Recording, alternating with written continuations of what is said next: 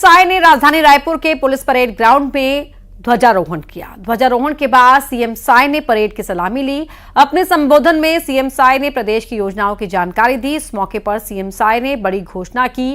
उन्होंने क्रीड़ा प्रोत्साहन योजना का ऐलान किया। बलौदाबाजार में इंडोर और जशपुर में खेल स्टेडियम बनाने की घोषणा की। सीएम साय ने कहा कि छत्तीसगढ़ को विकसित प्रदेश बनाने का संकल्प हम पूरा करेंगे।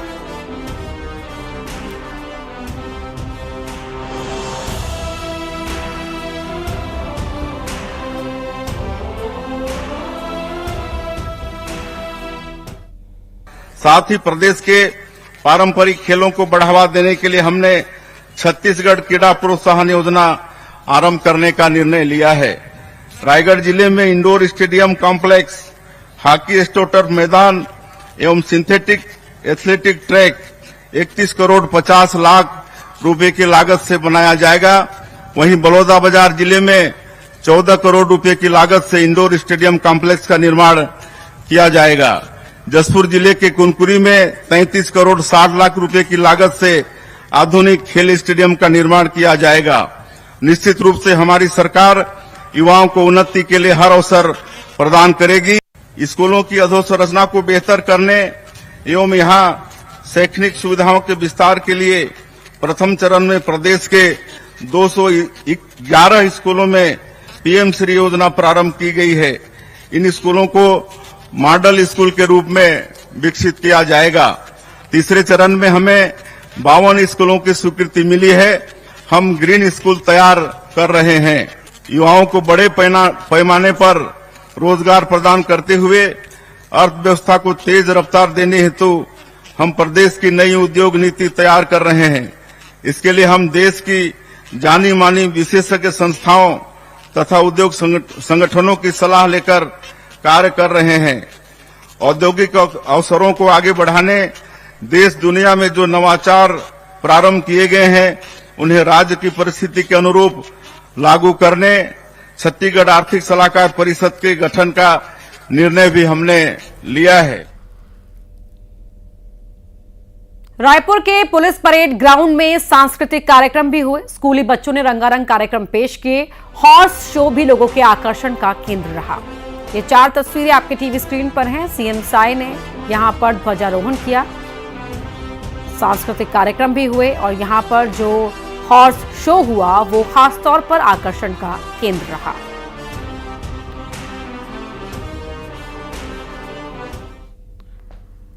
रायपुर में सीएम साय ने टाउन हॉल में प्रदर्शनी का भी शुभारंभ किया। प्रदर्शनी में भारत के स्वतंत्रता आंदोलन के इतिहास की जानकारी दी गई। ये प्रदर्शनी 1 सप्ताह तक आम जनता के लिए लगाई गई है। प्रदर्शनी में छत्तीसगढ़ और देश भर के स्वतंत्रता सेनानियों का इतिहास बताया गया है।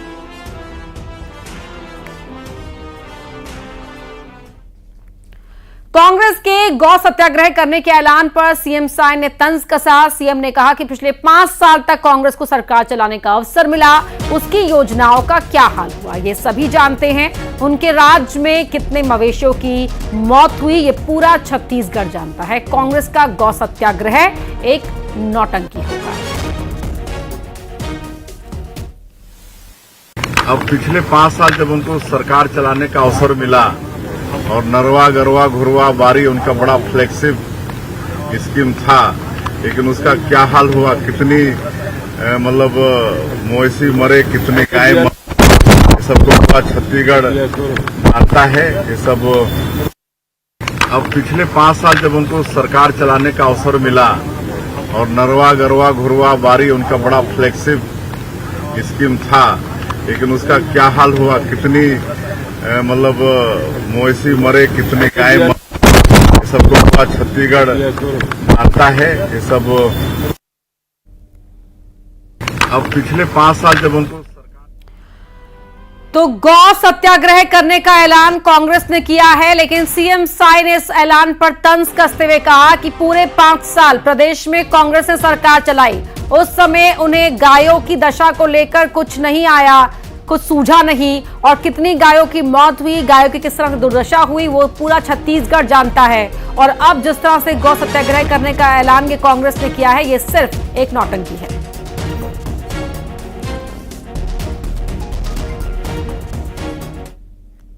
प्रदेश भर में स्वतंत्रता दिवस का उल्लास है। हर जिले में स्वतंत्रता दिवस समारोह धूमधाम से मनाया गया। बिलासपुर में डिप्टी सीएम अरुण साव ने तिरंगा फहराया। जांजगीर चांपा में वित्त मंत्री ओपी चौधरी ने ध्वजारोहण किया। अंबिकापुर में मंत्री रामविचार नेताम ने तिरंगा फहराया। बलरामपुर में मंत्री लक्ष्मी राजवाड़े ने ध्वजारोहण किया और तिरंगे को सलामी दी। कोरबा में मंत्री लखनलाल देवांगन ने शान से तिरंगा फहराया। इसी तरह मनेन्द्रगढ़ में केंद्र राज्य मंत्री तोखम साहू ने राष्ट्रीय ध्वज फहराया और परेड की सलामी ली।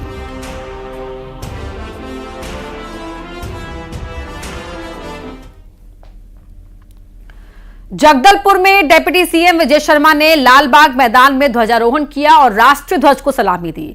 पुलिस जवानों की 15 टुकड़ियों ने भी सलामी दी।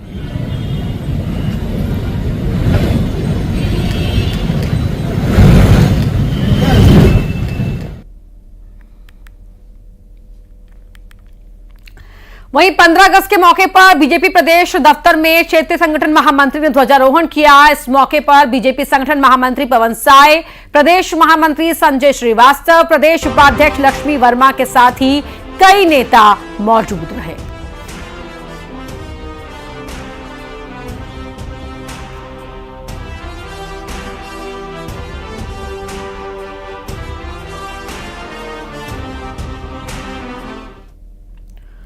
प्रदेश कांग्रेस अध्यक्ष दीपक बैज ने रायपुर में प्रदेश कांग्रेस मुख्यालय राजीव भवन में ध्वजारोहण किया। इस मौके पर कांग्रेस कार्यकर्ताओं के नाम अपना संबोधन भी दिया। दीपक बैज ने कहा कि आजादी का पर्व हमें स्वतंत्रता सेनानियों के बलिदान, देश प्रेम और कर्तव्य निष्ठा की याद दिलाता है। इस मौके पर दीपक बैज ने कहा कि संविधान की रक्षा करना कांग्रेस की प्राथमिकता है।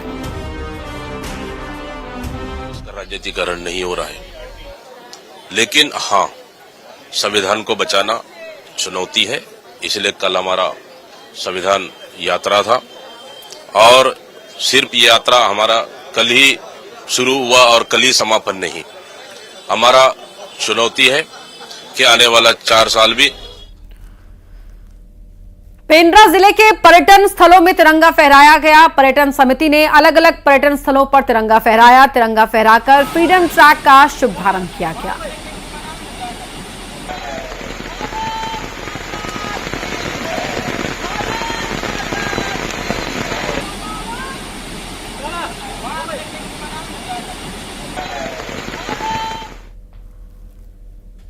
तो कोंडागांव जिले में भी हर्षोल्लास के साथ स्वतंत्रता दिवस मनाया गया। विकासनगर स्टेडियम में बीजेपी की राष्ट्रीय उपाध्यक्ष लता उसेंडी ने ध्वजारोहण किया और परेड की सलामी ली। उन्होंने मुख्यमंत्री साय का संदेश भी इस मौके पर पढ़ा। साथ ही शहीद जवानों के परिवार वालों को शॉल और श्रीफल देकर उनका सम्मान किया। आजादी के महापर्व को जवानों के मार्च पास्ट और स्कूली छात्रों के सांस्कृतिक कार्यक्रम ने समा बांध दिया।